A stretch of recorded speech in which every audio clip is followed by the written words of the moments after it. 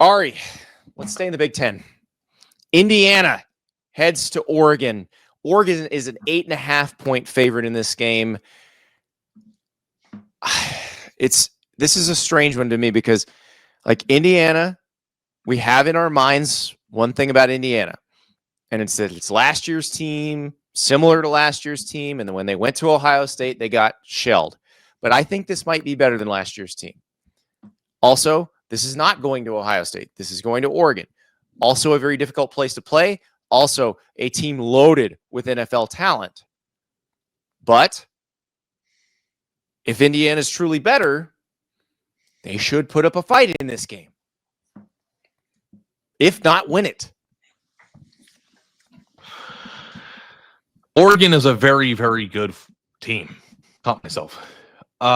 They have a lot of good players, enough so that running back Mekhi Hughes, who I thought was going to be one of the Big Ten leading rushers, is already in the portal. They've done a really good job of recruiting out of high school, and the players they bring in through the transfer portal are hitting. They are a monster, and Dan Lanning is the most sought after and most coveted young head coach in college football. I think Indiana is really, really good this year, Andy. And I think this is a lot of points. Now, Producer River asking about Mekhi Hughes. He redshirted, right? No portal. Yeah, he's redshirting because he's leaving. Yeah. The red shirt situation, I thought, was an implication that he's going to leave. And they have a freshman, De'Aaron Hill Jr., who's averaging 10.4 yards a carry right now. Yeah, and like added to the list of good players that Oregon has, and like my gut feeling as a human who watches college football is Indiana is on the road. It reminds me a lot of having to go on the road to Ohio State last year. It's very easy to, pick the same thing that already happened to happen again and for them to get their doors blown off at Oregon.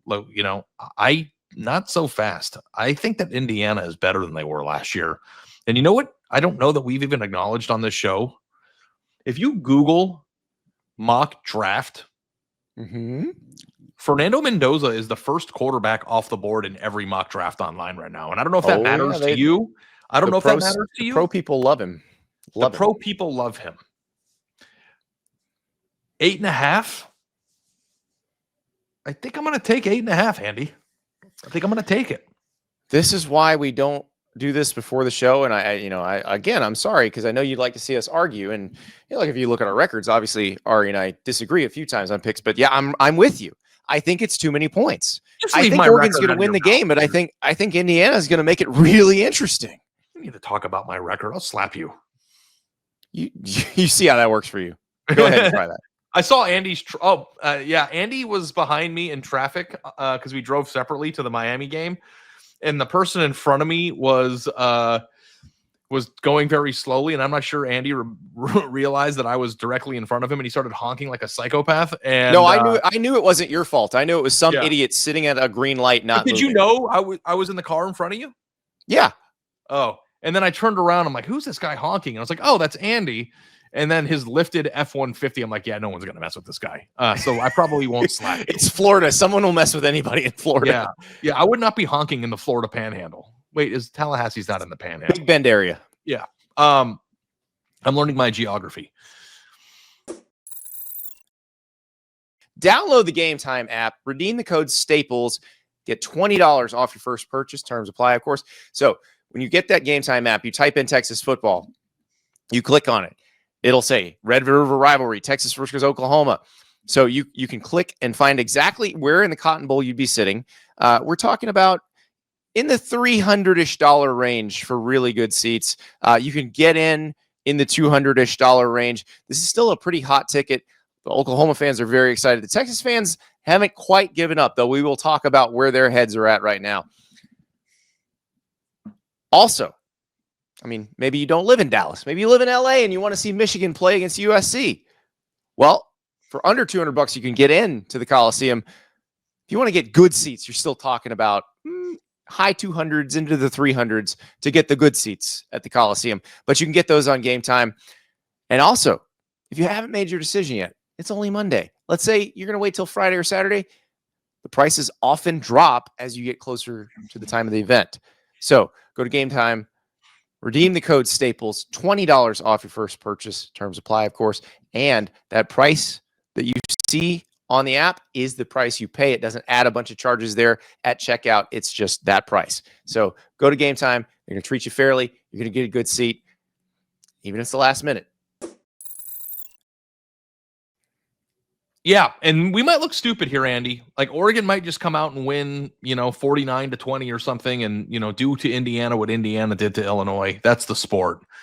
But I think that these teams might be closer because of respect out of Indiana, and eventually, I think a lot of people who roll their eyes at Indiana are going to be proven wrong. And you know what? If Indiana gets their doors blown off, then maybe those people were right. I'm going to give Indiana the benefit of the doubt, and I'm going to take the 8.5, and hope and anticipate a pretty competitive game on Saturday night.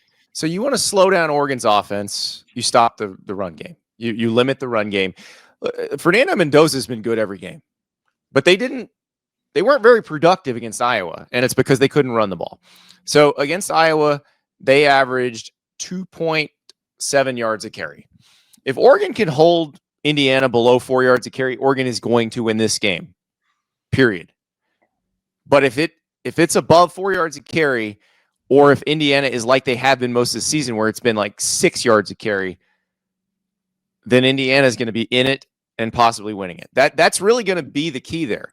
And Oregon has the bodies on the defensive line to make that happen, but Indiana is a very talented team, and probably more talented than we still don't give them enough credit for how good they are up front. No.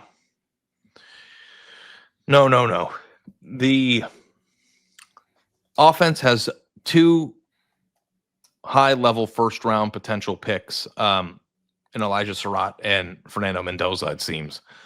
Right. And D'Angelo but Carter Smith is an NFL player, their left tackle. Pat Coogan, their center, who started at center for Notre Dame last year, is an NFL player. 4 quarters of fuck you football. That's exactly right. They've got dudes up front that have been through this, that are not going to be fazed by playing against top-level talent like Oregon has. I'm so excited for this because this is Indiana's chance. It really is Indiana's chance for us to take them seriously. And by us, I mean everybody. I mean the college football watching public, because it's still, Indiana's a cute little story, but they never beat anybody. Okay, go to Eugene, win, and no one says that anymore. That narrative is over at that point. I think all Indiana has to do is keep it within 7. Like I am taking the 8.5 because I am anticipating that Indiana knows what it has to do. It does not have to win this game. It needs to go play a respectable game. I'm not saying they're not going to try to win, or they don't want to win, or they're not starving to win. Mm-hmm. But if they make this a 4-quarter game and lose, and then people will be fine with that. People will be fine with that because they'll say, okay, put that in a neutral site in the playoff, or put that in a neutral site in Indianapolis. You might have something. And you may win that game. You're right. They don't have to win, though that would certainly help. But yes, if it's a close game, I think a lot of the narrative dissipates as well, even if they lose. And I think 8.5 is too many points. Like I said, I still think Oregon's going to win. But I cannot wait to see this game because it is such an opportunity for Indiana. So we'll find out. And our conversation Saturday night could be very different about Indiana. We'll find out on Saturday.